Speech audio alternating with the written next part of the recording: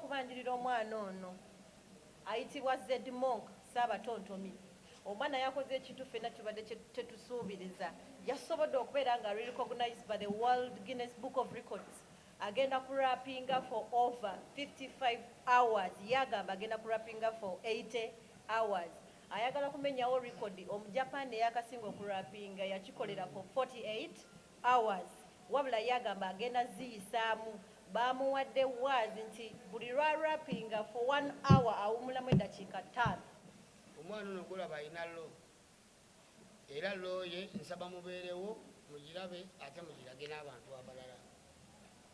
Kyakabi nnyo nnyo mu nsi okubaako ne kyeweewulira. Nsabira abalabe bo baffe osobole okunyumirwa obulamu buno. Nsaba abalabe bo alewo batwala amanyiwo kubanga ate batwekiika ojja kuba otontoma ate bakwogereko kasikonda kukwate. Omwaka oguwedde mu December 23 we happened to with my team okubanga tukola nga to submitting mu Guinness World Records okubanga etukkiriza to attempt the longest rap. Naye nga goal yaffe egenda kubeera essaawa 55 okusooka okugyawo record eyo. Tumale tuwongereko zigendere ddala paka ku 8. Computer wange olina okujja nga okimanyi nti you're good at freestyle. Because if you're not good at freestyle, oba tojja malako ezisa.